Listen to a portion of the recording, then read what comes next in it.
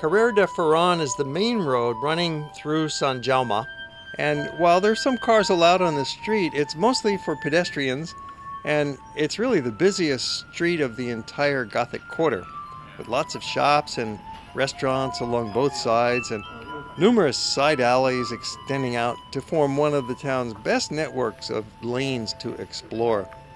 And this area can provide an excellent focus for the next major portion of your walking tour, for this neighborhood is filled with the throngs of people drawn to the many restaurants and to the little shops that stay open till 8 o'clock at night or 9 o'clock. A lot of them close during the afternoon for siesta, but they all stay open at night. This dense labyrinth of attractive alleys is bracketed by another major pedestrian lane that also passes through Placa de Sant Jaume, and it runs roughly parallel to Carrer de Ferran, extending out from the Rambla, where it's called Carrer de la Boqueria. And then it continues for about a mile all the way across the district. It changes names about 8 different times and slightly changes directions as it winds all the way over to the Palace of Justice. And this makes another great route to explore, enhanced by detours into its various side alleys and little plazas. But rather than attempting to walk the full length of this 8-part street in one pass, you might find it more convenient to focus first on the network of lanes between Jaume and Rambla, and then cover the other half extending into the Ribera district later on, perhaps tomorrow.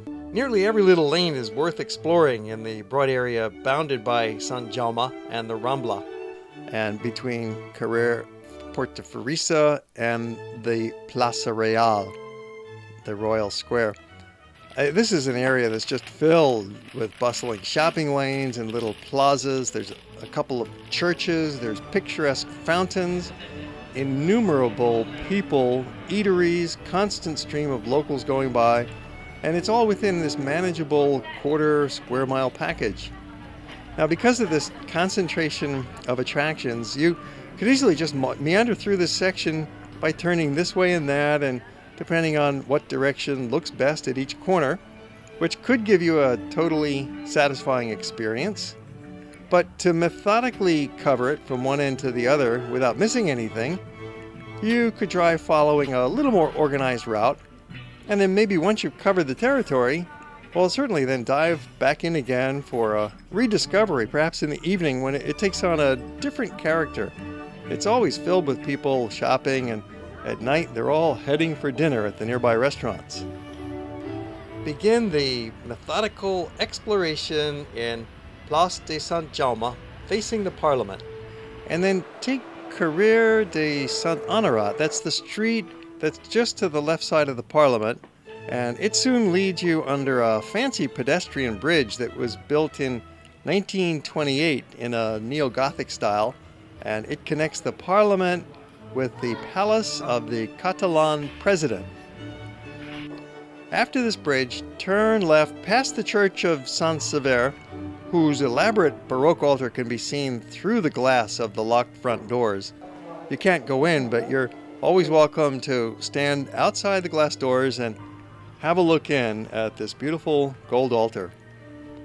Next, you'll be passing the deluxe boutique hotel, the Neri, and then take the first right into the small plaza of St. Felip Neri and drop anchor for a moment here to soak up this peaceful atmosphere, which contrasts with a violent role this space played during the 1930s Civil War, when it was the scene of executions and skirmishes. Notice all the holes in the church facade that were blasted by bullets and bombs during that turbulent time and preserved now as a memorial. Plaça Neri is a little out-of-the-way spot that most visitors would miss walking right past the entrance without seeing it's here, but you'll find that it's worth a visit. The Church of Sant Felip Neri is one of the only significant Baroque buildings in Barcelona, because during that time period, that's the 16th and 17th centuries, very little development was going on in this city. The 1500s began that period of great colonial expansion into the New World, which saw tremendous economic growth, where Spain was plundering a lot of the gold and riches of the New World and bringing back important food crops, sugar, and tobacco.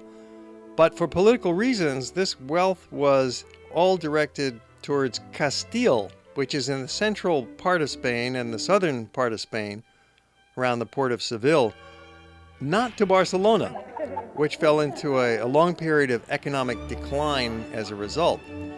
Queen Isabella was supporting her home territory, which was Castile, to the exclusion of the Catalan area. Now that's a major reason why we have such a well-preserved Gothic town to enjoy today, since very little construction was taking place during that time. And ever since the Middle Ages in this central part of town, there have been very few changes. So we are blessed with this beautifully preserved Gothic old town. Now from Plaça Neri, walk a short block over to Carrer de Barcelona. That's the former site of the Roman wall, and it's now a very busy shopping street that's worthy of an extended stroll up and down its 300-yard length. It runs between the Plaça Nova and Carrer de Ferran. And then next, make your way over one block more to the Gothic church of Santa Maria del Pi and the three enchanting little plazas that are around it. This is another one of the great spaces of Barcelona that has it all. There's benches to rest, you've got trees for shade, outdoor cafes, there's shops, statues, and those little piazzas really create a wonderful atmosphere of spending some leisure time and enjoying the space here. And there's other major attractions within a few blocks, and it's all anchored by this most impressive church that has the world's largest round Gothic stained glass window. The impressive church interior features a high ceiling with Gothic vaulting and many stained glass windows all around, but otherwise, the interior is rather plain because it was burned out during the Spanish Civil War. Now at night, these three little plazas are really lively with a lot of people sitting at the cafes or simply walking through. There's 6 little lanes that intersect here. The side plaza of Sant Oriol is especially busy with this popular restaurant, Taller de Tapas, and the nearby Maison Jesus, a simple restaurant with Catalan cuisine.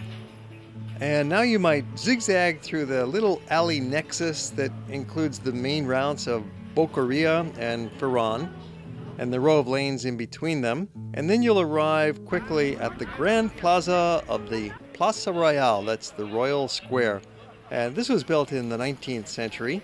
It's surrounded by magnificent arcades on all sides and anchored by a grand fountain in the center. It also features some street lamps that were designed by Gaudi. Now, most notable among the restaurants here is a real phenomenon called 15 nits. And people line up here for over an hour to get in for dinner. And they're attracted by the low prices and the high quality and the skyrocketing fame of this amazing restaurant. Now, one way to beat the line is to come for lunch, especially if you come for a late lunch, arriving just before 3 p.m. to catch their last seating. Or you could eat at their other restaurant. It's called La Dulce Herminia, and it's just as good and less crowded, but it is located about a half a mile away over near Via Laetana at 27 Magdalenas. And it also gets very busy, so if you're arriving for dinner, be sure to get there just about 8 p.m. or you could call for a reservation. They have excellent food and really perfect service there.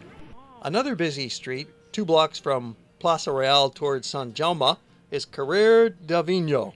And that's a pleasure to stroll it during the day or at night. It's got more shops and restaurants, a real local kind of a hangout. This street is so typical of the narrow lanes that we've been showing you throughout Barcelona and the historic center. You can see it's largely for pedestrians.